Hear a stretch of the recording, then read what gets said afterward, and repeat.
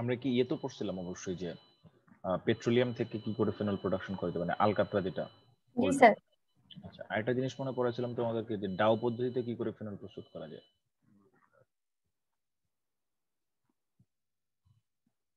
আর ল্যাবরেটরিতে কি করে ফেনল প্রস্তুত করা যায় সেটাও দেখাইছিলাম। আজকে দেখবো কিউমিন থেকে কি করে ফেনল প্রস্তুত করা যায়। এবং লাস্ট ইয়ারে সিটিতে এইটা নিয়ে আমি একটা কোশ্চেন দিয়েছিলাম, ঠিক আছে? মেবি ফাইনালেও এটা আসছিল, তোমরা যদি গত বছরের প্রশ্ন দেখো। খুব গুরুত্বপূর্ণ একটা টপিক।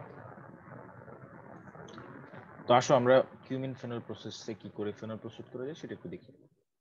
কিউমিন ফেনল মানে আসলে এটা হচ্ছে কিউমিন থেকে ফেনল, কিউমিন থেকে আমরা ফেনল বানাবো। কিউমিন জিনিসটা কি আগে সেটা জানতে হবে। What is cumin? কিউমিন হচ্ছে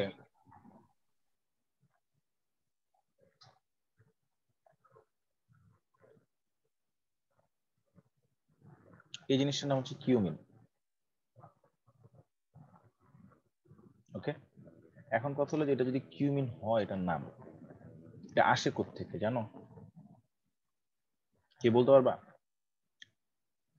এটা সোর্স কি? Benzene sir. এটা সোর্স বেনজিন। আচ্ছা, তাহলে বেনজিনের সোর্স, একদিন বললো যে কিউমিনের সোর্স হচ্ছে বেনজিন, আমরা বেনজিন থেকে কিউমিন পাইতে পারি। তাহলে বেনজিন থেকে কিউমিন পাইতে গেলে আমার কি লাগবে? আর স্যার মিথাইল গ্রুপ থেকে। আমি যদি বেনজিন থেকে কিউমিন পাইতে চাই, আমার কি কি দরকার? আর বেনজিনের সাথে স্যার ওই যে স্যার এই গ্রুপটা স্যার দরকার। তার মানে আমি যদি বেনজিন থেকে কিউমিন পাইতে চাই, তাহলে আমার এই গ্রুপটা সামহাও নিয়ে আসতে হবে, রাইট? জি স্যার। আচ্ছা, তো এই গ্রুপটা নিয়ে আসতে হবে। এটা কি গ্রুপ আসলে? একটা আমি যাকে জিজ্ঞেস করবো সে উত্তর দেবা।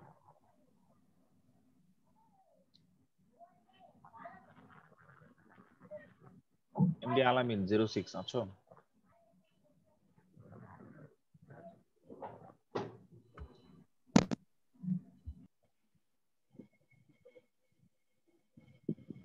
বলতো বেনজিনের সাথে যে গ্রুপটা আছে, যেটা থাকার পর আমরা এটাকে কিউমিন বলছি, এই গ্রুপটার নাম কি আসলে?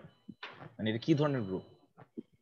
স্যার প্রশ্নটা আরেকবার বললে স্যার ভালো হয়। বলছি যে এই যে গোল্লা দিছি, গোল্লাটা একটা তো নির্দিষ্ট গ্রুপ, এটা কি ফাংশনাল গ্রুপ? এই ফাংশনাল গ্রুপটার নাম কি? স্যার এটা অ্যালকাইল। Alkyl functional group. তার মানে অ্যালকাইল ফাংশনাল গ্রুপ এটা একটা। অ্যালকাইল ফাংশন গ্রুপ হিসেবে কি আছে এখানে? CH3 CH CH3। তার মানে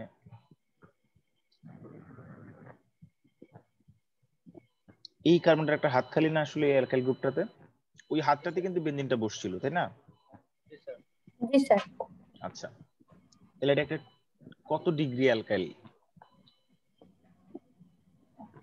2 ডিগ্রি। এটা 2 ডিগ্রি। Sir 2 degree. এখন কথা হচ্ছে যে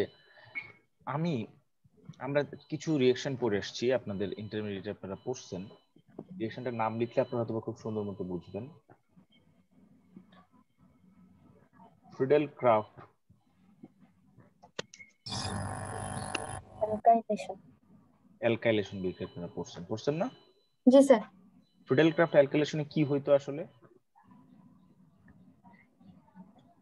বেনজিন, তার সাথে একটা অ্যালকাইল ক্লোরাইড, আর ক্যাটালিস্ট বা প্রভাবক হিসেবে আপনারা নিতেন ড্রাই অ্যালুমিনিয়াম ক্লোরাইড। তাহলে যে ঘটনাটা ঘটতো আপনারা এটা জেনে অভ্যস্ত, এখান থেকে একটা অ্যালকাইল গ্রুপ বেনজিনে যুক্ত হতো আর হাইড্রোক্লোরিক অ্যাসিড উৎপন্ন হতো। এটাই তো ঘটনা নাকি?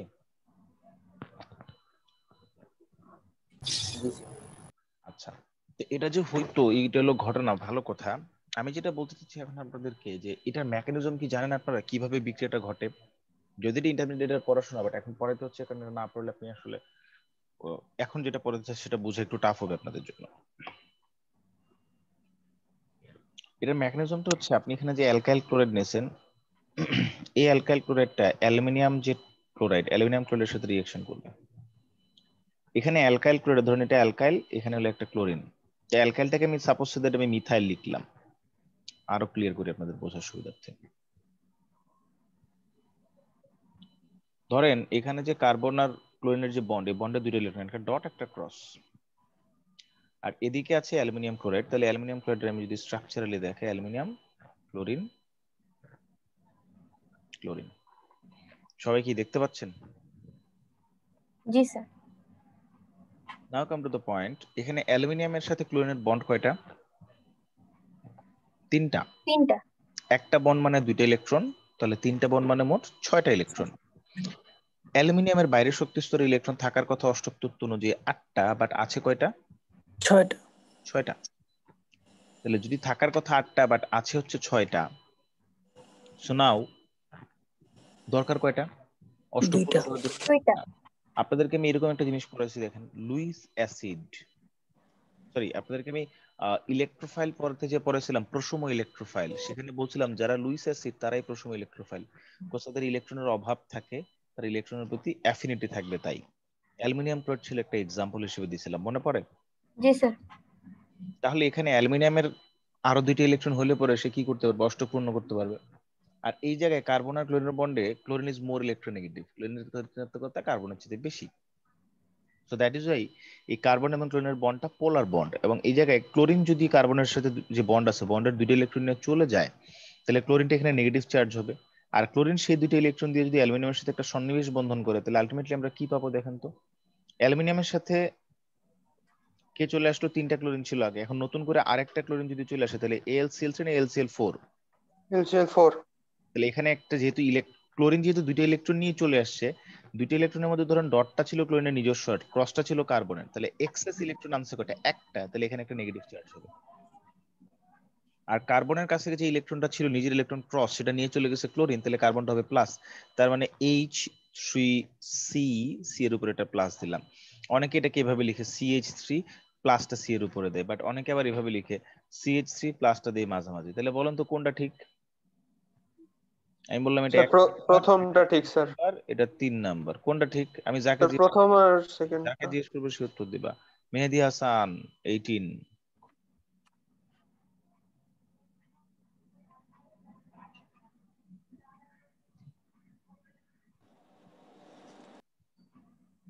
মেহেদী হাসান 18, বলেন তো কোনটা ঠিক?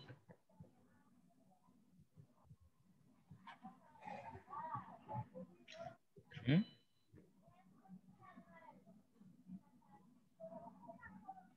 আচ্ছা, সুজয় সাহা, সুজয় সাহা, জি স্যার। বলো তো এই তিনটার মধ্যে কোনটা ঠিক? স্যার 1 আর 2। 1 আর 2 ঠিক, রাইট। 3 নাম্বারটা কেন ঠিক না? কজ প্লাসটা কার কাছে আসলে? সি এর কাছে থাকবে স্যার। তাহলে এখন এখানে যে আমি যে মিথাইল নিছিলাম, আমি আর এর পরিবর্তে তাহলে আমাকে এখানে মিথাইল বসাইতে হবে না, তাই না? জি স্যার। জি স্যার। পরবর্তীতে যেটা হয়, এই বেনজিনের রিং যেটা আছে, এই বেনজিন রিং এর মধ্যে প্রতিটা কার্বনে একটা করে হাইড্রোজেন থাকে। তো এই যে অ্যালকাইল গ্রুপটা আসলো, এই অ্যালকাইল গ্রুপটা এসে এই হাইড্রোজেনটাকে প্রতিস্থাপন করে বানায় ফেলবে মিথাইল বেনজিন। তাহলে হাইড্রোজেনটাকে কি আকারে বের করে দিবে? এখান থেকে প্রোটন আকারে বের করে দেয়। সো দেন এই প্রোটনটা এই যে AlCl4 মাইনাস তার সাথে রিঅ্যাকশন করে আসলে। আমি যদি এখানে অ্যালুমিনিয়াম করে লেখা ফেলাই, তাহলে বাকি থাকলো কি? এখানে একটা ক্লোরিন এক্সেস ছিল না মাইনাস চার্জ আকারে, জি স্যার। সেই ক্লোরিনটা আর H মিলে বানাবে। HCl। এইচ। তাহলে ঘটনা বুঝতে পারছেন আপনারা? এবার আমাকে বলেন তো, তাহলে এই জায়গায় এখানে একটা ক্লোরিন দিলাম, আর এখানে যদি আমি ড্রাই অ্যালুমিনিয়াম ক্লোরাইড দিয়ে দিই, কেল্লা ফতে না স্যার? জি স্যার। জি স্যার। কি বোঝা গেছে? জি স্যার। ওকে, ডান। কিন্তু কথা হচ্ছে স্যার, বেনজিন থেকে কিউমিন পাইলেন কিভাবে? এটার নাম কি স্যার? ইডেলক্রাফট সলিউশনে। এটার নাম কি? Propyl chloride, right? এটার নাম হচ্ছে আইসো প্রোপাইল ক্লোরাইড, রাইট? জি স্যার। আইসো বলছি, তাহলে এখন আমাকে বলেন এটা কি ধরনের ক্লোরাইড?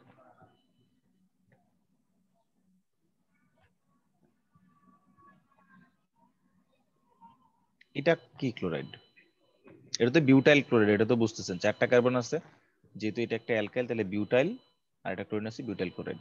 এটাকে আমরা বলি আইসো বিউটাইল ক্লোরাইড।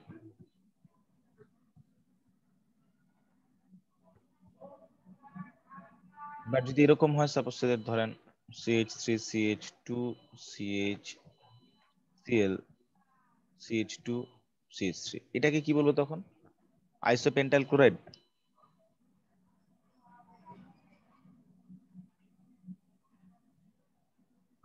সুজয় সাহা আসো?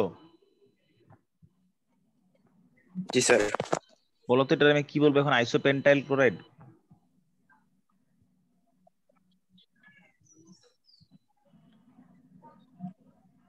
জি স্যার। আচ্ছা, আইসো শব্দটা কখন বলবো আমরা? এই জায়গায় ফাংশনাল গ্রুপ আছে, ফাংশনাল গ্রুপ এই কার্বনের সাথে যুক্ত, রাইট? এই যে কার্বনের সাথে ফাংশনাল গ্রুপটা যুক্ত, এই কার্বনের হয় ডানে না হয় বামে শুধু একটা মিথাইল গ্রুপ থাকতে হবে। এখানেও দেখেন যে কার্বনটার সাথে ক্লোরিনটা যুক্ত, কারণ ফাংশনাল গ্রুপ যুক্ত, এই কার্বনের ডানে বা বামে শুধু একটা মিথাইল গ্রুপ আছে। একটা মিথাইল গ্রুপ আছে, এই পাশে ইথাইল প্রোপাইল বিউটাইল যা ইচ্ছে তাই থাকুক, বাট ডানে বা বামে যে পাশে হোক, এক পাশে একটা মিথাইল আর অন্য পাশে অন্য কিছু থাকতে পারে, তখন সেটাকে আমরা আইসো বলবো।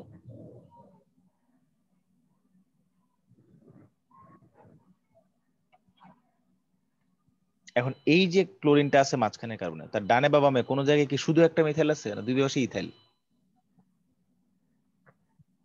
দুই পাশে ইথাইল দুই স্যার। পাশে ইথাইল। এটা কি আইসো বলা যাবে এখন আর?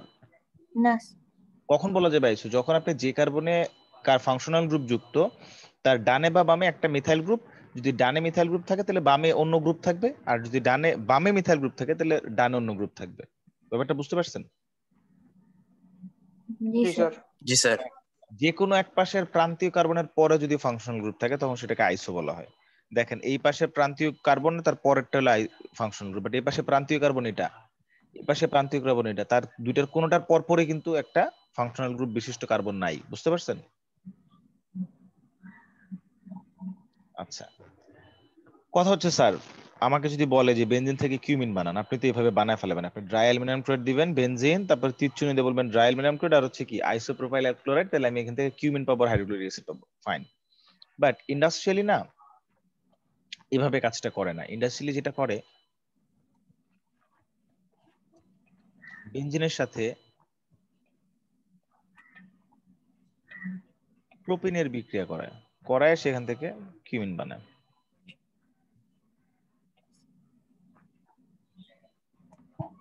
এখন আমার প্রশ্ন হচ্ছে, আমরা তো একটু আগে একটা মেথড দেখলাম যে স্যার এইভাবে তো কিউমিন বানানো যায়, তো ইন্ডাস্ট্রিতে এভাবে কেন করে? ফসফরিক অ্যাসিড রাখে ক্যাটালিস্ট হিসেবে।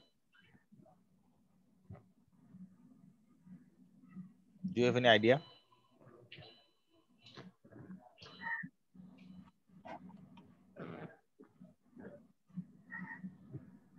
Green chemistry. তাড়াতাড়ি বিক্রি হওয়ার জন্য। কিভাবে গ্রিন কেমিস্ট্রি, এটা স্যার একটু বুঝান। স্যার মনে হয় স্যার ফসফরিক অ্যাসিড তো স্যার মানে ক্ষতিকর না স্যার। ক্ষতিকর না?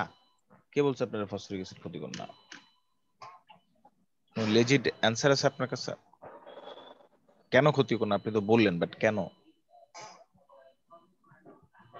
আসেন এখানে, যদি আপনি কখনো কোনো টেক্সটাইল ইন্ডাস্ট্রি দিবেন হয়তো অনেকের মাথায় কিছু কিছু জিনিস রাখতে হবে আমাকে, যে আমি মিনিমাম কস্টে ম্যাক্সিমাম প্রফিট করব। র ম্যাটেরিয়ালস এর কস্ট যদি কমানো যায় তাহলে প্রফিটটা ভালো হয় নাকি? র ম্যাটেরিয়ালস এর কস্ট যদি বেশি হয়ে যায় তাহলে তুমি প্রফিট করবে কোত্থেকে? এখন আমাদের আগের প্রসেসটাতে র ম্যাটেরিয়ালস হিসেবে কি কি লাগে? বেনজিন লাগে। বেনজিন কোত্থেকে পাওয়া যায়? পেট্রোলিয়াম থেকে পাওয়া যায়। আর লাগে কি? Isopropyl chloride. আইসোপ্রোপাইল ক্লোরাইড কোত্থেকে পাওয়া যায়? আইসোপ্রোপাইল ক্লোরাইড হচ্ছে CH3CH ডাবল বন্ড CH2। আমি যদি এর মধ্যে হাইড্রোজেন ক্লোরাইড যোগ করি, মার্কোনিকোভের নীতি অনুযায়ী তেলা মাথায় তেল দিতে, যার কাছে হাইড্রোজেন বেশি তার কাছে হাইড্রোজেন দিতে, তাহলে হাইড্রোজেন যাবে। CH3CH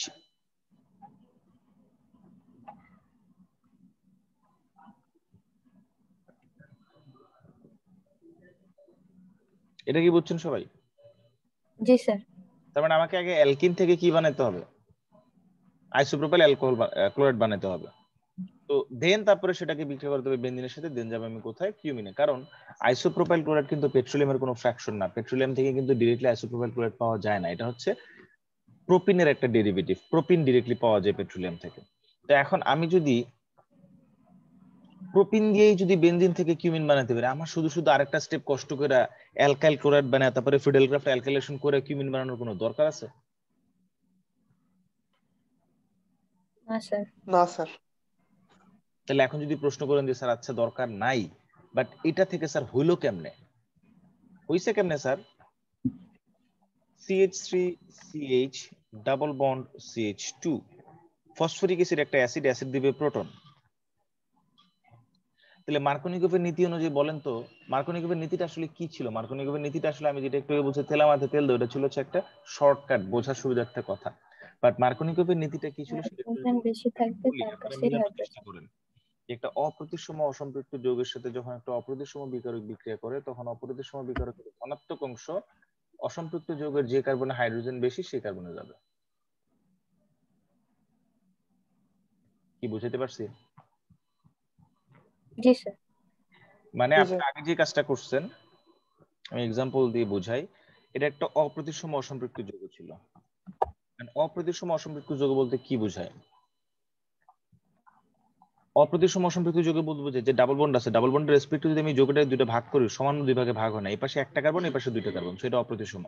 হাইড্রোজেন ক্লোরাইডে হাইড্রোজেন এবং ক্লোরিন দুইটা আলাদা জিনিস, সেটা অপ্রতিসম। হাইড্রোজেন ক্লোরাইডে হাইড্রোজেন হচ্ছে ধনাত্মক আর ক্লোরিন হচ্ছে ঋণাত্মক।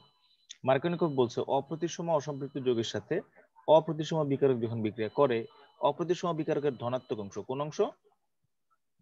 ধনাত্মক অংশ অসম্পৃক্ত যৌগের যে দুই কার্বনে অসম্পৃক্ততা আছে তার মধ্যে যার কাছে হাইড্রোজেন বেশি তার কাছে যাবে। তাহলে হাইড্রোজেন এখানে ধনাত্মক অংশ এইচ হাইড্রোজেন, তাহলে আসলো CH2 এর কাছে, দেখেন হয়ে গেল CH3, আর এই নেগেটিভ অংশটা গেল তাহলে আরেকটা কার্বনের কাছে।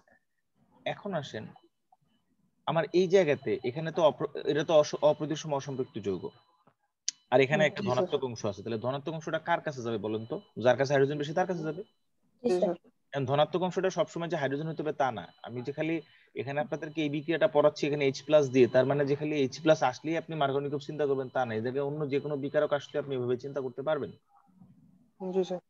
তাহলে এই H+ যাবে CH2 এর কাছে, তাহলে যদি যায় আলটিমেটলি দেখেন এখান থেকে লিখতে পারি CH3, black pen use to I guess, CH double bond তো থাকবে না, CH2 হলো ডাবল বন্ডে কি ছিল, একটা পাই বন্ড ছিল, একটা ডট, একটা ক্রস ছিল ইলেকট্রন। তাহলে এই যে CH2 বিশিষ্ট কার্বন সে দুটো ইলেকট্রন নিয়ে নেবে, নিয়ে হাইড্রোজেনটা দিয়ে দিবে।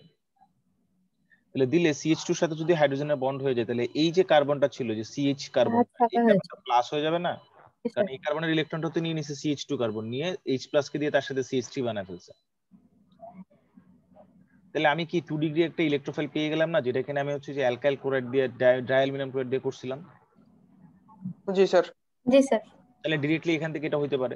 সো দ্যাট ইজ ওয়াই আমরা ইন্ডাস্ট্রিয়ালি যখন চিন্তা করব তখন আমাকে ফিজিবিলিটি চিন্তা করতে হবে এইভাবে, ইন্ডাস্ট্রিয়াল ফিজিবিলিটি, যে আসলে আমি এই জিনিসটা দুইটা কিন্তু ফিজিবল, দুইটা দিয়েই কিন্তু করা যাবে, বাট কোনটাতে আমার কম খরচে করা যাবে, that is much more important. এখানে কম খরচে আমি কোনটা দিয়ে করতে পারছি স্যার? সেকেন্ড অপশন দিয়ে, যেটা আমি এখন দেখাচ্ছি। সো দ্যাট ইজ এখান থেকে কিউমিন পাইলাম স্যার, এত কিছু বুঝে শুনে স্যার মাত্র কিউমিন পেলাম স্যার, বাট কিউমিন থেকে আমি ফেনল কিভাবে পাবো? কিউমিন হচ্ছে এই জিনিসটা,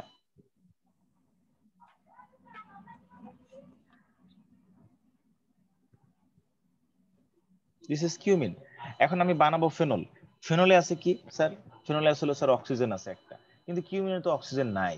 তাহলে অক্সিজেন যেহেতু কিউমিনে নাই, ফেনলে অক্সিজেন আছে, আমি বানাতে যাচ্ছি ফেনল, তাহলে আমাকে অবশ্যই কিউমিনে সামহাও অক্সিজেন ঢুকাইতে হবে, তাহলে না অক্সিজেনের একটা প্রেজেন্স আসবে, তারপরে না আমি সেখান থেকে ফেনল উৎপন্ন করার কথা চিন্তা করব, রাইট? জি স্যার। জি স্যার।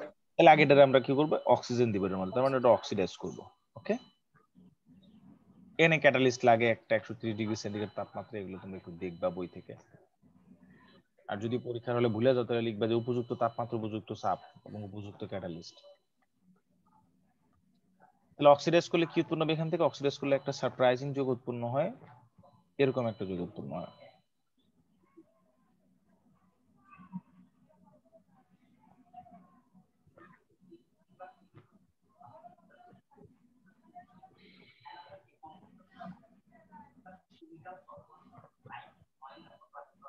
আহনাফ তাহমিদ 69।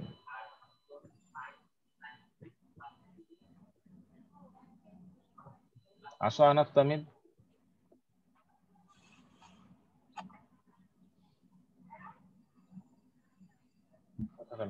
আহনাফ কি আসো?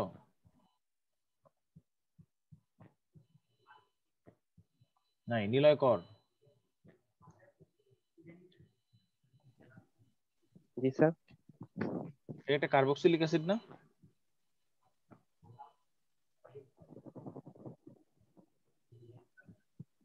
জি স্যার। আচ্ছা, তো কার্বক্সিলিক অ্যাসিড যে ফাংশনাল গ্রুপ সেটা হচ্ছে carbon oxygen double bond OH। এটা কার্বক্সিলিক অ্যাসিডের ফাংশনাল গ্রুপ না? জি স্যার। তাহলে যেটা আমরা আঁকলাম তার সাথে কি এটার মিল আছে?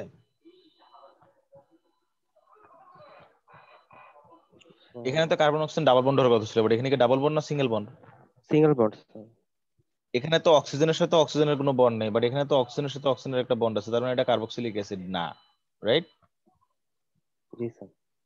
ওকে, যদি এটা কার্বক্সিলিক অ্যাসিড না তাহলে এটা কি জিনিস?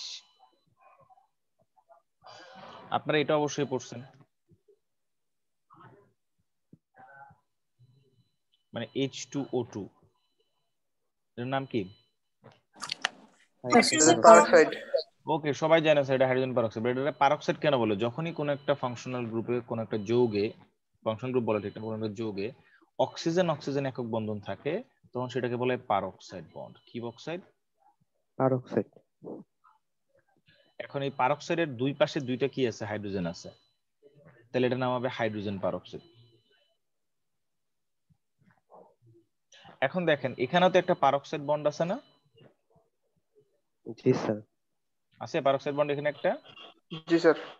জি স্যার। তাহলে এখানে যে একটা পারঅক্সাইড বন্ড আছে, দেখেন এই যে পারঅক্সাইড বন্ড, এই পারঅক্সাইড বন্ডের দুই পাশে কি হাইড্রোজেন আছে নাকি এক পাশে হাইড্রোজেন আর এক পাশে কিউমিন? স্যার এক পাশে হাইড্রোজেন আর এক পাশে কিউমিন। এখন যদি দুই পাশে দুইটা হাইড্রোজেন থাকতো নাম দিতাম হাইড্রোজেন পারঅক্সাইড, দুই পাশে দুইটা কিউমিন থাকতো তাহলে দিতাম cumin hydrogen, cumin peroxide. But আসলে কি এটা হাইড্রোজেন পারঅক্সাইডও না আবার কিউমিন পারঅক্সাইডও না। নাম কি স্যার? Cumin hydro peroxide. এখন বলবেন যে স্যার হাইড্রো কিউমিন পারঅক্সাইড কেন বললেন না? স্যার এখানে যে সি অ্যালফাবেটিক্যালি আগে সি আগে আসছে। অ্যালফাবেটিক্যালি Alphabet সি হিসেবে আগে স্যার, তাই C সি ও লিখে আগে। ফেলেছি। তো আপনারা যে পড়ছেন ব্যাপারগুলো কখনো এইভাবে নিয়েন না যে স্যার এটা তো নাম এটা তাই মুখস্থ করলাম। এভাবে করে আসছেন জীবনভর, এই জীবনভর যেভাবে করে আসছেন ওইভাবে করলে হবে না। হ্যাঁ, একটু বুঝা শুনা যে কেন কি হয়েছে, নাম কেন এরকম হলো, এটা কি জিনিস, এটা কার্বক্সিলিক অ্যাসিড না এটা পারঅক্সাইড, কেন পারঅক্সাইড, থেকে আসলে উৎপত্তি কি। দেখেন আমি কিন্তু একদম অরিজিন থেকে আপনাদেরকে নামটা শিখাইছি, আমাকে কেউ এটা শিখাই দেয়নি, আমাকে কেউ শিখাই দেয়নি, আমি নিজে নিজে ফাইন্ড আউট করছি। আচ্ছা হ্যাঁ, এটার নাম কেন কিউমিন হাইড্রোপারঅক্সাইড, এই একটা রিজন হতে পারে। কিউমিন কেন আগে, সেটা অ্যালফাবেটিক্যালি আগে। তো আমার তো নামকরণ শিখাইছে কিন্তু আমার তো বলে দেয়নি যে হ্যাঁ এখানে এসে এটা অ্যাপ্লাই করতে হবে। নাম দেখে বুঝছে আচ্ছা তার মানে এখানে অ্যাপ্লাই করতে হবে, এটা আপনাদেরকে এইভাবে চিন্তা করতে হবে।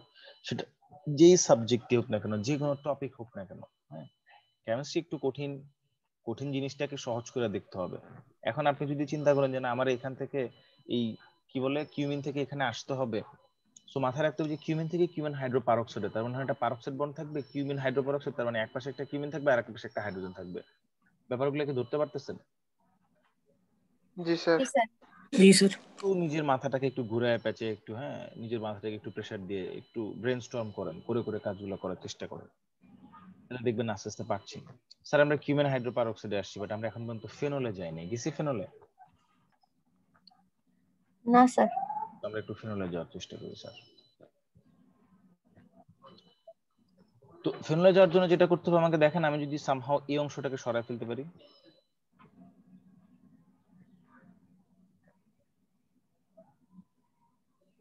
তাহলে বেনজিন আর OH থেকে গেল, তার মানে ফেনল হয়ে গেল, রাইট? জি স্যার। এটা কিটোন এবারে হবে। কিউমিন হাইড্রোক্সাইডকে যদি আমি একটা কাজ করি, প্রোটন দিয়ে হাইড্রোলাইসিস করি, আমরা যেটা পাবো এখানে দেখেন এই অংশটা যদি চলে যায় তার মানে এই বন্ডটা ভেঙে যাবে। ভেঙে গেলে আপনারা দেখতেই পাচ্ছেন যে এই যে অক্সিজেন তার একটা হাত খালি হবে, আর ডাবল বন্ড হয়ে যাবে। বেনজিনের সাথে যদি কার্বনের বন্ডটা ভেঙে যায় তাহলে এই কার্বনের একটা হাত খালি হবে, তাহলে কার্বন অক্সিজেন ডাবল বন্ড হবে। তার মানে এরকম একটা কিছু পাবো, CH3C ডাবল বন্ড ও CH3। তাহলে এই যে কার্বনের বেনজিনের হাত ভাঙলো, একটা বেনজিনের একটা হাত ভাঙছে, এই বন্ডটা ব্রেক হয়েছে, আর এখানে এই বন্ডটা ব্রেক হয়েছে, তাহলে এই OH আর বেনজিন জোড়া লাগবে, তার মানে আমরা এখান থেকে ফেনল পাবো। Got it? স্যার আরেকবার। আরেকবার, এই জিনিসটাকে এটাকে বলে কনডেনসেশন বিক্রিয়া। এটাকে কি বলে? কনডেনসেশন। কি কনডেনসেশন? কনডেনসেশন মানে অনেকেই চিন্তা করে কনডেনসেশন মানে হচ্ছে সবসময় পানি ঘনীভূত হবে, না। কনডেনসেশন মানে যে কোনো ক্ষুদ্র অণু কোনো একটা বড় অণু থেকে সেপারেট করে ফেলা, স্ট্রাকচার থেকে মানে স্ট্রাকচার থেকে খুলে নিয়ে আসা, সেপারেট করে নিয়ে আসা, আলাদা করে নিয়ে আসা, দ্যাট ইজ কল্ড কনডেনসেশন। তো আমার এই যে যৌগটা ছিল যেটা নিয়ে আমরা কাজ করছিলাম সেটা কিউমিন হাইড্রোপারঅক্সাইড ছিল। তো এই কিউমিন হাইড্রোপারঅক্সাইড আমরা যেটা করছি, আমি যদি সামহাউ এই অংশটাকে কনডেন্স করতে পারি, তাহলে আমি এখান থেকে ফেনল পাই না, যে OH আর বেনজিন মিলে হচ্ছে ফেনল, আর এই অংশটা হচ্ছে কি কিটোন। হাউ? বিকজ এইদিকে যে বন্ডটা ছিল, এই বন্ডটা যদি ব্রেক করে তাহলে এই যে অক্সিজেন যেটা আছে, এটা কিন্তু, যেটা আমি দেখাচ্ছি আপনাদেরকে অক্সিজেন, যে বলছি এই যে স্ক্রিনের দিকে না থাকলে তো বুঝবেন না এই যে কোনটা, এই অক্সিজেনটার একটা হাত খালি হলো। এইদিকে যখন এই বন্ডটা ব্রেক করে, এইদিকে এই বন্ডটা ব্রেক করে মানে এই কার্বনটার একটা হাত খালি হলো। তাহলে এই কার্বনের অক্সিজেন ডাবল বন্ড দিয়ে আমি কিটোন লিখতে পারছি। আর বেনজিনের কার্বনের যেহেতু হাত ভাঙছে, আর এদিকে OH এর যে হাইড্রোক্সিল গ্রুপের যে OH, তার এই যে লাল অক্সিজেনটার একটা হাত ভাঙছে, তাহলে এই অক্সিজেন আর বেনজিন হাত জোড়া লাগলে ফেনল পাওয়া যায়। বোঝা গেল? জি জি স্যার। স্যার। এবার আপনারা একটা মনোযোগ দিয়ে প্রশ্ন দেখেন। প্রশ্নটা হচ্ছে এরকম যে একটা যৌগ A, এই যৌগটার কার্বন সংখ্যা 6, MW মানে বুঝুন তো, মলিকুলার ওয়েট হচ্ছে 978, অ্যারোমেটিক যৌগ। প্রশ্ন বুঝতে পারছেন? জি স্যার। এটা 6 কার্বন বিশিষ্ট অ্যারোমেটিক যৌগ যার মলিকুলার ওয়েট বা আণবিক ভর হচ্ছে 78। তো এর সাথে প্রোপিন বিক্রিয়া করছে ফসফরিক অ্যাসিডের প্রেজেন্সে। এখান থেকে B পাওয়া গেছে, B কে অক্সিডাইজ করে C পাওয়া গেছে, C কে কনডেন্স করে D পাওয়া গেছে। আর D এর সাথে নাইট্রিক অ্যাসিড আর সালফিউরিক অ্যাসিডের বিক্রিয়ায় পিক্রিক অ্যাসিড পাওয়া যায়। এই প্রশ্নটা দিয়ে আমি এটাই ছিল গত বছরের সিটির প্রথম প্রশ্ন। এটা দিয়ে আমি জিজ্ঞেস করছিলাম যে A কি জিনিস, B কি জিনিস, C কি জিনিস, D, 4টা স্ট্রাকচার রাখতে বলছিলাম, 4 মার্কস ছিল। এখন আমারে বলেন A কি জিনিস, আমি যাকে কোশ্চেন করবো সে উত্তর দিবেন। এই সাদিয়া মোহনা 59, তুমি বলো তো A কি জিনিস?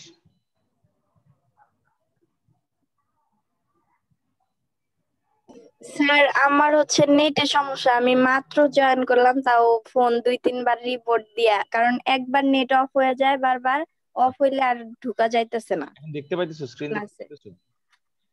স্যার আমি মাত্র জয়েন করলাম। স্ক্রিন দেখতে পাইতেছো কিনা? জি স্যার। তুমি দেখো A একটা যৌগ, তার কার্বন হলো 6, তার আণবিক ভর 78 এবং যৌগটা অ্যারোমেটিক। এবার বলে এটা কি A কি হইতে পারে, চিন্তা করো।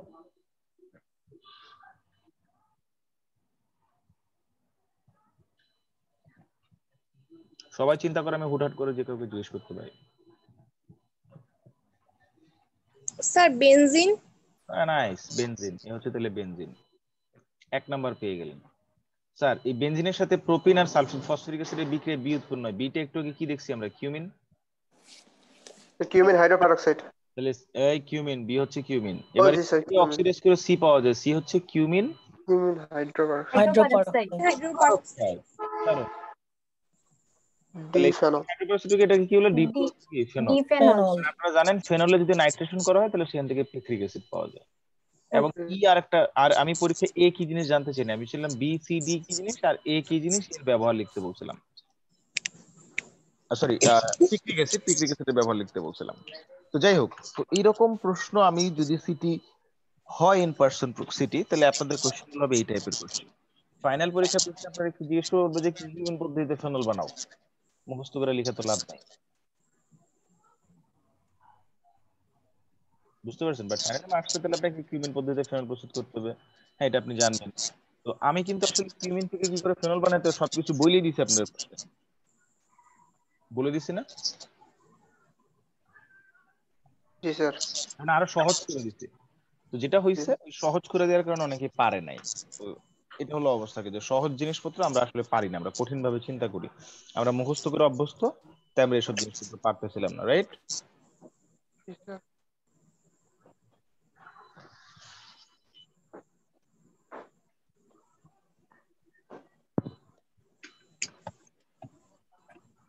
আচ্ছা, এবার আসেন নেক্সট টপিক। আমরা এটা পড়লাম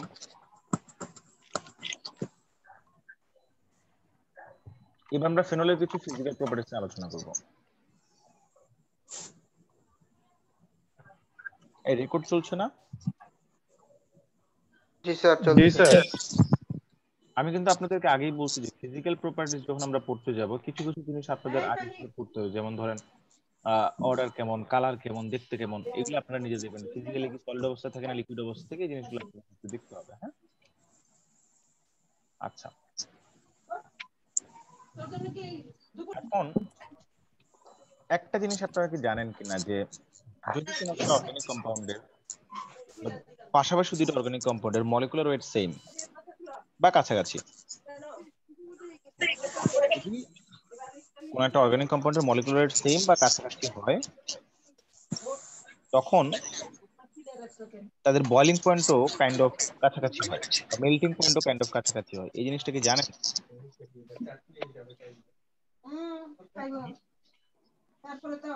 স্যার আবার একবার বলবেন? যদি দুইটা অর্গানিক কম্পাউন্ডের মলিকুলার ওয়েট সেম হয় বা নিয়ার অ্যাবাউট কাছাকাছি, ধরেন একজনের 60 আর একজনের 65 বা একজনের 62 আর একজনের 60, এরকম যদি হয় কারো যৌগের molecular weight, in that case তাদের বয়লিং পয়েন্টও কাছাকাছি হয়। এটা কি জানেন? বা মেল্টিং পয়েন্ট কাছাকাছি হয়, তাদের প্রপার্টিজ গুলো কাইন্ড অফ কাছাকাছি হয়। আমার কথা কি ধরতে পারছেন? জি স্যার।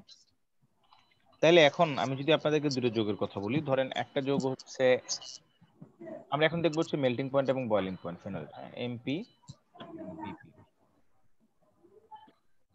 এটা কি মেম্বার অফ পার্লামেন্ট? এটা হচ্ছে ব্রিটিশ পার্লামেন্ট। মেল্টিং পয়েন্ট আর বয়লিং পয়েন্ট। বয়লিং পয়েন্ট, তো মেল্টিং পয়েন্ট বয়লিং পয়েন্ট কিভাবে প্রকাশ করে না, স্মল লেটারে প্রকাশ করে, এমপি এন্ড বিপি। তো আমাদের একটা ভাইভাতে জিজ্ঞেস করছে যে বিপি মানে কি, তখন আমি উল্টা স্যারকে প্রশ্ন করছিলাম, স্যার আপনি কোন বিপির কথা বলছেন? আপনি কি ব্লাড প্রেশারের কথা বলছেন, বয়লিং পয়েন্টের কথা বলছেন, না ব্রিটিশ পার্লামেন্টের কথা বলছেন?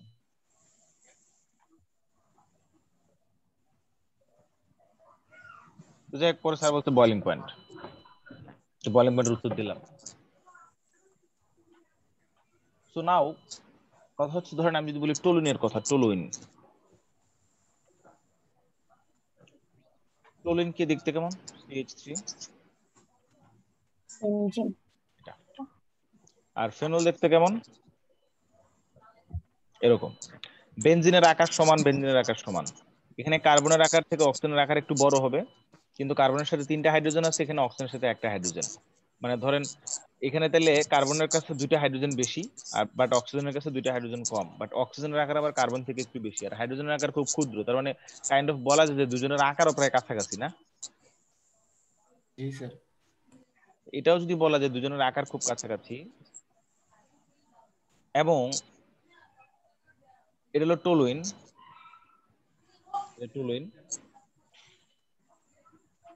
আর এটা হচ্ছে ফেনল। মলিকুলার হচ্ছে টলুইনের হলো আপনার 92 আর ফেনলের 94। তাহলে দেখেন দুজনের আকারও কাছাকাছি, মলিকুলার ওয়েটও কাছাকাছি, তাহলে দুজনের বয়লিং পয়েন্ট কত হওয়ার কথা? কাছাকাছি হওয়ার কথা না? জি স্যার। জি স্যার। তো দুজনের মেল্টিং পয়েন্টও তো কাছাকাছি হওয়ার কথা, গলনাঙ্ক আর স্ফুটনাঙ্ক। জি স্যার। তো আমরা দেখতে পাই টলুইনের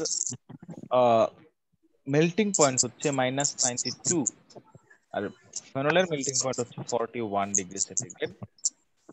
টলুইনের বয়লিং পয়েন্ট হচ্ছে 111 ডিগ্রি সেন্টিগ্রেড, আর ফেনলের বয়লিং পয়েন্ট হচ্ছে 182 ডিগ্রি। তার মানে একটু আগে আমরা যেটা বললাম সেই জিনিসটার কমপ্লিটলি ব্যতিক্রম ঘটে গেল। এই জায়গায় ডিফারেন্ট একটা জিনিস আমরা দেখতে পেলাম। আমাদের দেখতে পাওয়ার কথা ছিল যে মেল্টিং পয়েন্ট এবং বয়লিং পয়েন্ট দুজনেরই কাছাকাছি হওয়ার কথা, বাট এখানে আমরা দেখতেছি আকাশ পাতাল তফাৎ, নাকি? জি স্যার। কেন? দুইটা তো আলাদা স্যার, মানে স্যার এটা তো ফেনল অ্যালকোহলের গ্রুপ, আর এটা তো স্যার টলুইন। তাতে কি কাছাকাছি হওয়ার কথা ছিল না? স্যার তড়িৎ ঋণাত্মকের পার্থক্যের জন্য স্যার। তড়িৎ ঋণাত্মকতার পার্থক্য আছে। তড়িৎ ঋণাত্মকতার পার্থক্যের জন্য কি হয় আসলে? Sir boiling point melting point sir প্রভাব ফেলে স্যার, যার তরুচিকরণ তাপমাত্রা যত বেশি হুম, মানে তাদের সাধারণত বয়লিং পয়েন্ট মেল্টিং পয়েন্ট তত বেশি হয়। তাই নাকি? আর কারো কোনো অভিমত আছে বা স্যার অর্থকরা নির্দেশকের ক্ষেত্রে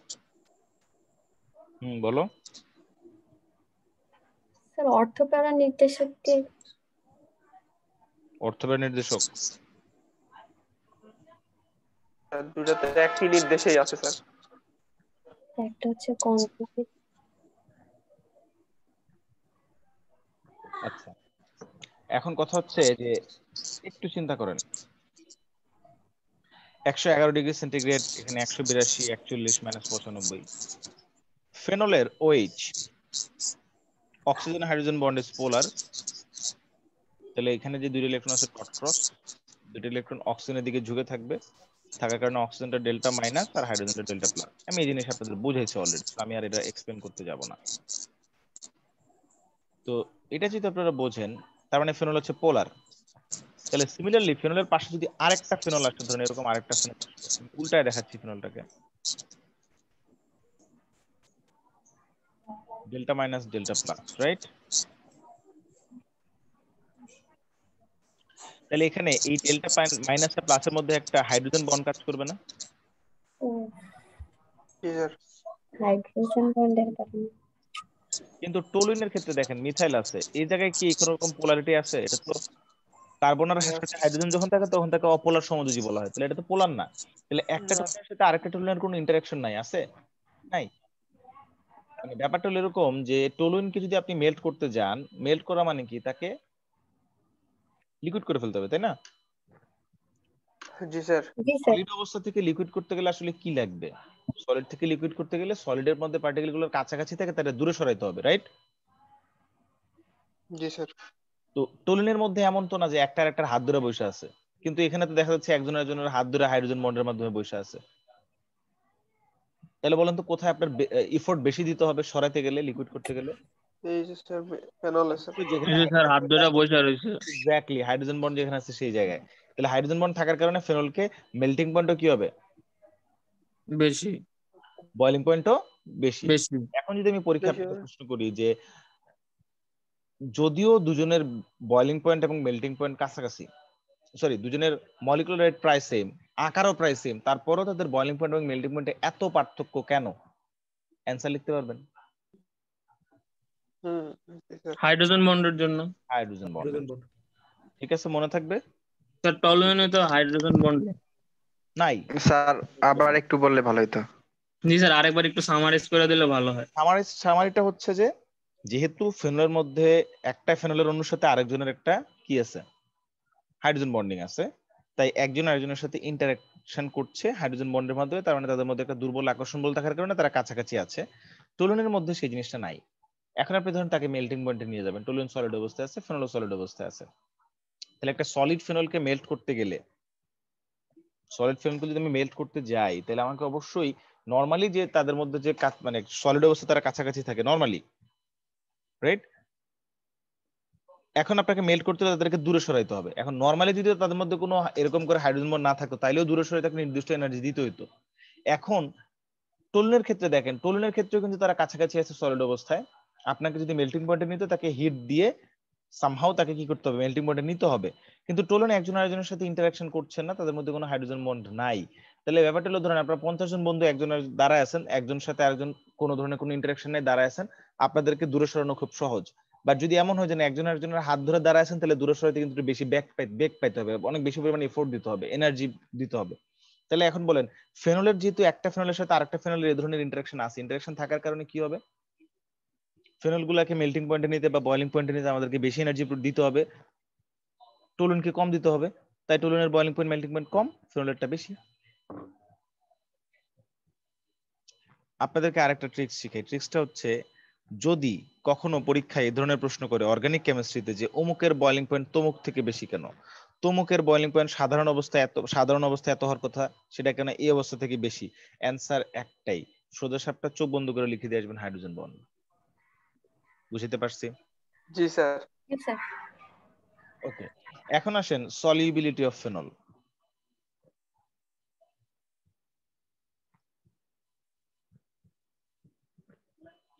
ইন ওয়াটার। ফেনল কি ওয়াটার সলিউবল?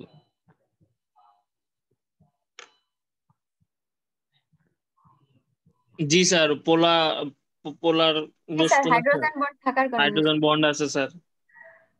আচ্ছা,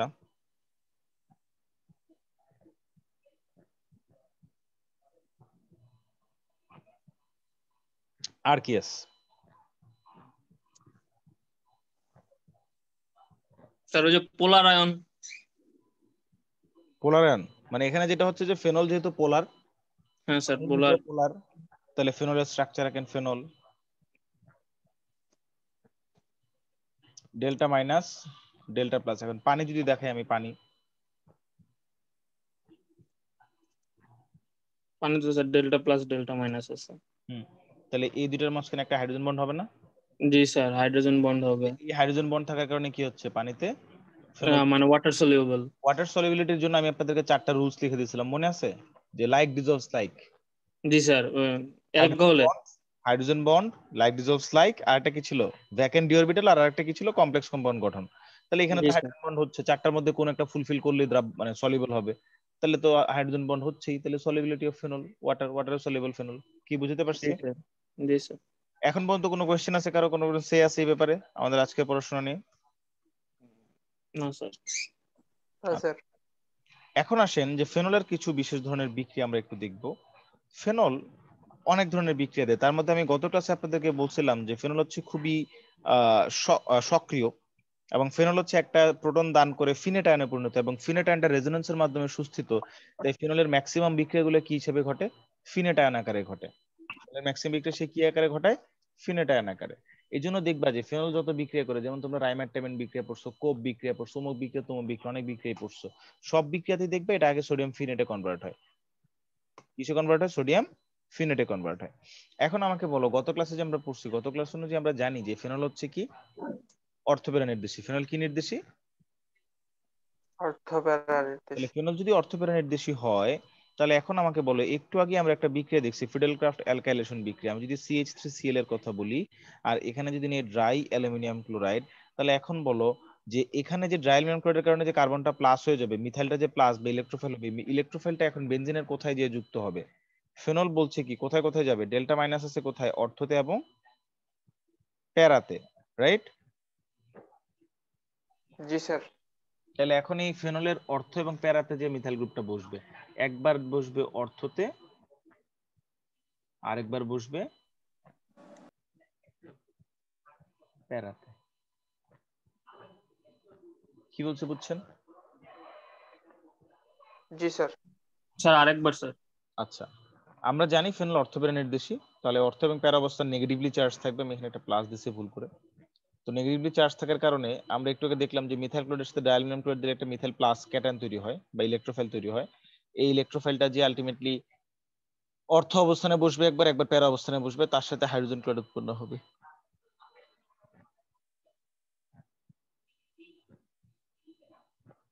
সমতা করে নিই কিন্তু আমি বিক্রিয়া, সমতা করলে এখানে দুইটা লাগবে, এটা দুইটা লাগবে, হাইড্রোজেন ক্লোরাইড দুইটা হবে। এই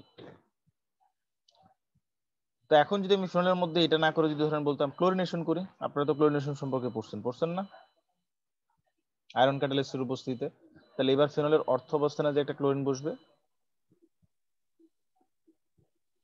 আবার আরেকটা কোথায় যে বসবে? প্যারা অবস্থানে বসবে। এগুলো পড়ে আসছেন তো? স্যার ওই যে স্যার TNT প্রস্তুতি করা লাগছে স্যার। না, এখন আমি যদি এর মধ্যে নাইট্রিক অ্যাসিড দিই, নাইট্রিক অ্যাসিড আর সালফিউরিক অ্যাসিড দিলে কি হয়? নাইট্রেশন হয়। কি হয়? নাইট্রেশন। তো নাইট্রেশনটা খুবই ড্রাস্টিক হয়, কারণ এখানে আমরা সালফিউরিক অ্যাসিড ব্যবহার করলে পরে ডিরেক্টলি একই ধাপে, মানে একই সাথে অর্থ, একই যৌগের অর্থ প্যারা এবং মেটা অবস্থায়, সরি অর্থ এবং প্যারা অবস্থায় সবকটা অবস্থায় নাইট্রো গ্রুপ ঢুকে যায়, আর এটার নামে হচ্ছে পিক্রিক অ্যাসিড। পিক্রিক অ্যাসিড কোথায় ব্যবহার করে জানেন? পিক্রিক অ্যাসিডের ব্যবহার কি? স্যার খাবার সংরক্ষণে না স্যার? খাবার সংরক্ষণে বলে স্যার ওই বার্নাল মলম হিসেবে, বার্ন হাত পা পুড়ে গেলে, হাত পা পুড়ে গেলে ওটা অয়েন্টমেন্ট হিসেবে কাজ করে পিক্রিক অ্যাসিড। পিক্রিক অ্যাসিডে তো অনেক দুর্গন্ধ নাকি? ঠিক আছে, অয়েন্টমেন্ট হিসেবে ইউজ করে হাত পা কেটে গেলে।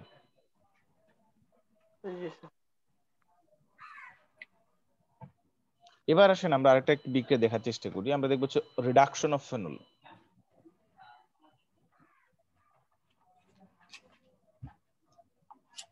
স্যার আগেরটাতে একটু যাওয়া যাবে? হ্যাঁ অবশ্যই, কেন না। স্যার এই যে নাইট্রিক অ্যাসিড আর সালফিউরিক অ্যাসিডের যে জিনিসটা বুঝালেন এটা আরেকবার একটু বোঝানো যাবে?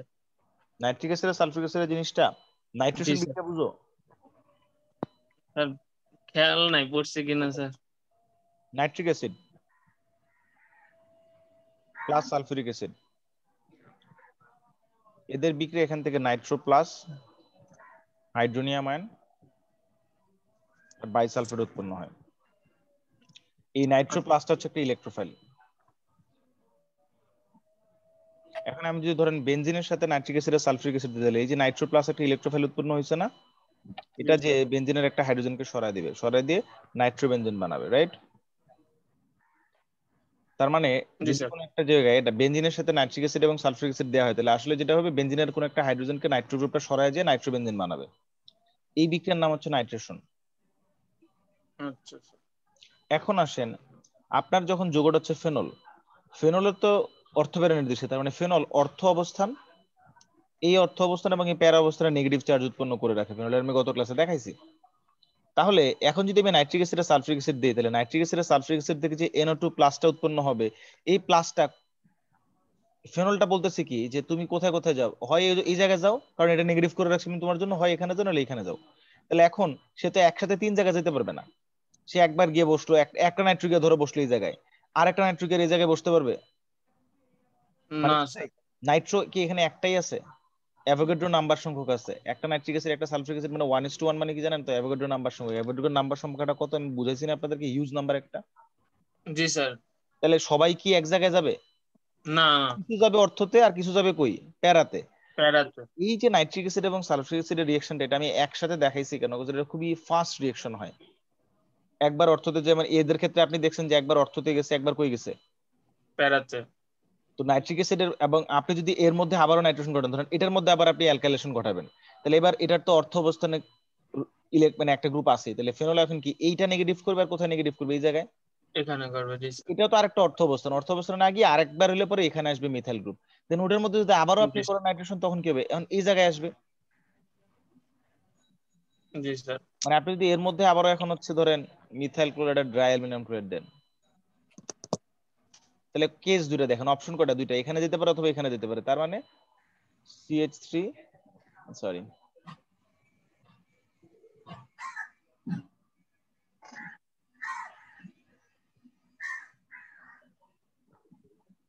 তার মানে এটার মধ্যে যখন আপনি আবারও অ্যালকাইলেশন করালেন, তাহলে উৎপন্ন হবে OH, এখানে মিথাইল, এখানে একটা মিথাইল আসবে। বুঝতে পারছেন? জি স্যার। এর মধ্যে আবার করেন,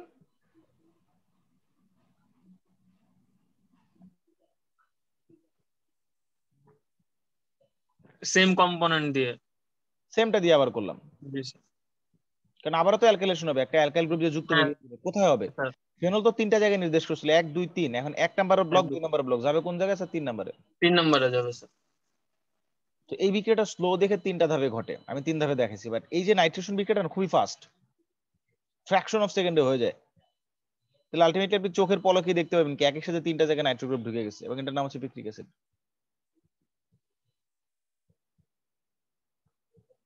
clear? G sir. Okay, reduction of phenol. Reduction বিক্রিয়া মানে কি আসলে বলেন তো? জারণ বিজারণ। ওমা, রিডাকশন মানে জারণ বিজারণ দুটেই? না স্যার, না স্যার, জারণ স্যার, জারণ।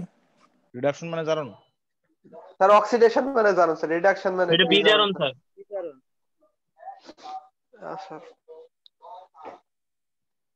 তো পড়া স্যার, কখন কোনটা ভুলে যাই স্যার। অ্যাসাইনমেন্ট শেষ করছো সবাই? জি স্যার। কুরিয়ার করে দিছো? স্যার আজকে দিছি আব্বাকে। আচ্ছা, এখন রিডাকশন মানে কি বলতো? বিজারণ। বিজারণ, রিডাকশনের ডেফিনিশন কি? যে বিক্রিয়ায় কোনো মানে রাসায়নিক পদার্থ ই করে স্যার, হাইড্রোজেন ছাড়ে আয়ন আকারে। রিডাকশন বিক্রিয়া মানে হাইড্রোজেন ছাড়া? জি স্যার। বিজারণ মানে ছাড়ন।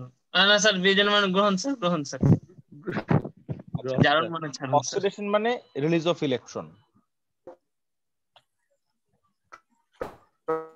Release of electron. আর রিডাকশন মানে গ্রহণ। রিডাকশন মানে কি? ইলেকট্রন গ্রহণ করা। ইলেকট্রন ছাড়ুন না ইলেকট্রন স্যার, গ্রহণ স্যার। অ্যাডিশন অফ ইলেকট্রন, গ্রহণ গ্রহণ। Addition of electron. আচ্ছা, জি স্যার। রিলিজ অফ ইলেকট্রন এটা হচ্ছে অ্যাডভান্স ডেফিনেশন। প্রচলিত কিছু পুরাতন ডেফিনেশনের মধ্যে একটা ডেফিনেশন হচ্ছে অক্সিডেশন মানে অক্সিজেন বা ক্লোরিন বা অধিক তড়িৎ মৌল সংযোজন, হাইলি ইলেকট্রোনেগেটিভ অ্যাটম অ্যাডিশন। তার মানে অক্সিডেশন মানে addition of high EN atom, আর রিডাকশন মানে addition of low electronegative atom. তার মধ্যে এখানে অক্সিডেশন বলে আমরা অক্সিজেন আর ক্লোরিনের কথা বলি ম্যাক্সিমাম ক্ষেত্রে, আর ক্ষেত্রে বলি হাইড্রোজেন। এই বাইক চালাচ্ছ কে? মানে কি তোমার বাসার সামনে কেউ বাইক চালায়? না নাকি বাইকে স্টান্ট করতে করতে অনলাইন ক্লাস করতেছো?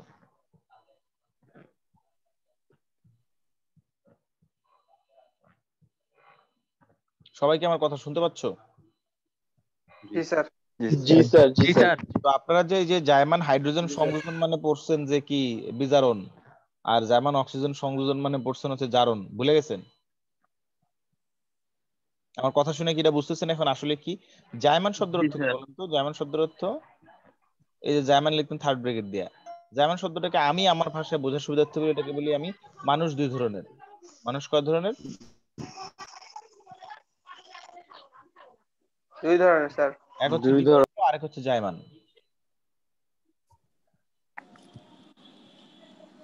জার্মান শব্দ তো একা, নিঃসঙ্গ, সিঙ্গেল। সিঙ্গেল, জি স্যার, একদিন বুঝাইছিলেন। হ্যাঁ, জার্মান শব্দ তো কি সিঙ্গেল।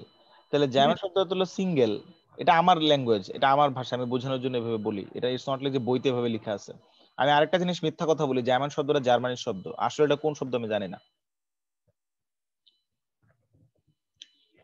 তাহলে এখন দেখো যে যদি কোন একটা বিক্রিয়া থেকে সামহাউ একটা অক্সিজেন অ্যাটম উৎপন্ন হয়, অক্সিজেন কখনো অ্যাটম আকারে থাকে না, সে ডাবল আকারে দোকা অবস্থায় থাকে।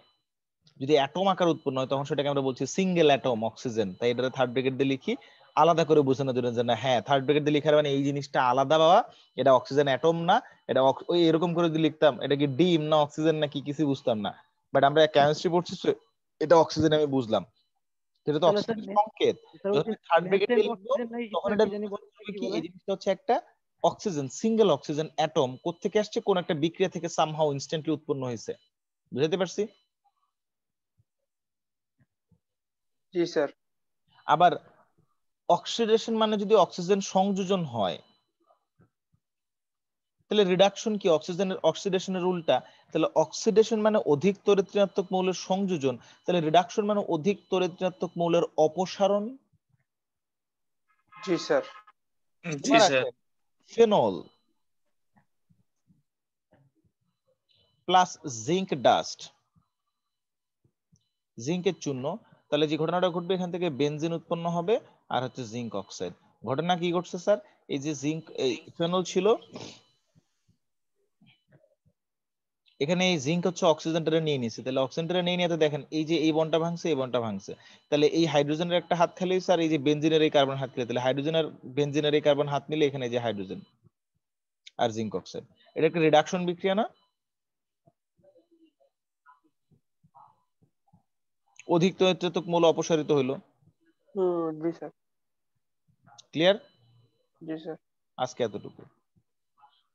তোমাদের পরের একটা ক্লাস আছে, তোমাদের আটকে রাখা ঠিক আর হবে। ওই যে অক্সিজেন যে থার্ড ব্র্যাকেট দিয়ে রাখলেন ওটাকে নেসেন্ট অক্সিজেন বলা যায় না স্যার? আরে নেসেন্টের বা জার্মান তো নেসেন্টেরই বাংলা শব্দ। ওইটাই জানতাম। হ্যাঁ হ্যাঁ ঠিক আছে, আমি বলিনি, এটা আমারই ভুল হয়েছে, আমারই বলা উচিত ছিল যে ন্যাসেন্ট অক্সিজেন যেটাকে আমরা বলি। স্যার এটা তো ইংলিশ মিডিয়ামে পড়ায় এভাবে, মানে এইভাবে বলা হয়, আমাদের বাংলা মিডিয়ামে তো স্যার জার্মানি পড়াইছে নাকি? তুই পরীক্ষা কি লিখবা, জার্মান অক্সিজেন লিখে আসবে নাকি? না স্যার, এখন তো স্যার ইংলিশ পড়তেছি, তাই স্যার ওই যে কি জানি বললেন ন্যাসেন্ট অক্সিজেন হয় কিনা।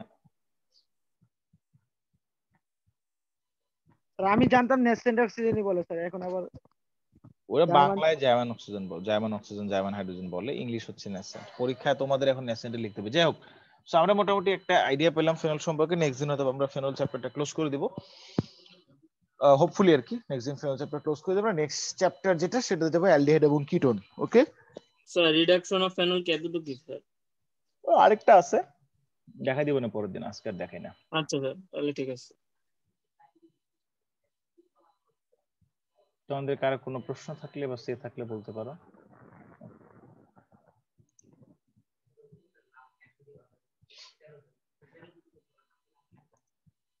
আর যদি না থাকে তাহলে আস্তে আস্তে লিভ নিয়ে পরের ক্লাসে যাও। আসসালামু আলাইকুম। ওয়ালাইকুম আসসালাম। আসসালামু আলাইকুম স্যার।